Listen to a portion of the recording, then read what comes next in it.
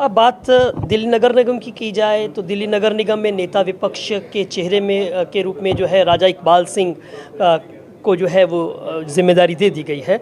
अब भारतीय जनता पार्टी की रणनीति जो है अब क्या रहने वाली है, क्योंकि अभी तक तो नेता विपक्ष ही नहीं था, तो कौन कौन से ऐसे इश्यूज़ हैं वो आप अब जो है वो सत्ता पक्ष के सामने रखने जा रहे हैं। स्टैंडिंग कमेटी को लेकर आपकी क्या आगे की तैयारी है, क्योंकि मामला जो है अभी कोर्ट कचहरी में ही जो है वो चक्कर खा रहा है। जोनों की भी अभी तक जो है नियुक्ति, जोन चेयरमैन भी नहीं बनाए गए हैं, तो ये इस पर क्या कहना है? जी बिल्कुल। अब हम अपने नेता सदर के नेतृत्व में जो हम पहले पिछले 6 महीने भी एक तरह से युद्ध में ही थे एमसीडी के साथ, जो मुझे लगता है कि अभी भी आगे रहना पड़ेगा हमें, क्योंकि कोर्ट से ही तो हमें ऑर्डर लाना पड़ता है कि स्टैंडिंग कमेटी का जो चुनाव है उसको आप अप्रूव करो।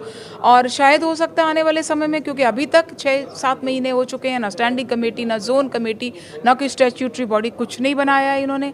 बिल्कुल तानाशाही डिक्टेटरशिप के उसमें, और सभी कॉन्स्टिट्यूशन एक्ट को ताक पे रख करके काम किया जाता है इनके द्वारा।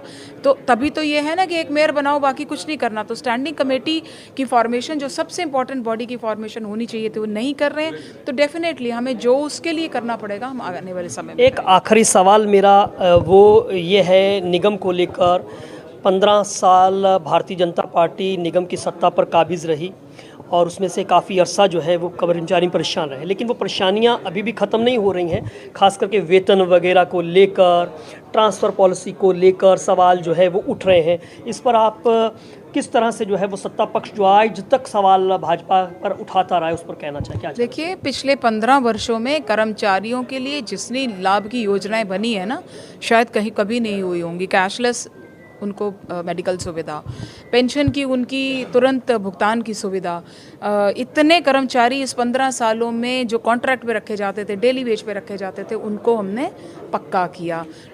जितनी ध्यान इन 15 सालों में रखा गया, मुझे लगता है कि उतना ही अब बेध्यानी कर्मचारियों के प्रति हो रही है। इसीलिए उनको लगातार वो जो है हड़तालों पे बैठे हुए हैं।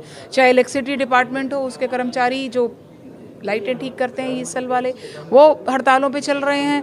सफाई कर्मचारी, डीबीसी कर्मचारी, किसी को कोई तसल्ली नहीं है, किसी की तनख्वाहें आ नहीं रही हैं बहुत सारे डिपार्टमेंट्स की, इसीलिए तो वो हड़ताल पे बैठे हैं लगातार। क्यों बैठे हैं आज? वो कहते हैं जी 15 साल में कुछ नहीं हुआ, हमने आकर के कुछ कर देंगे, या हम ऐसा एक नई वो लेकर के आए। तो भैया उनकी इन प्रॉब्लम्स को दूर करो ना।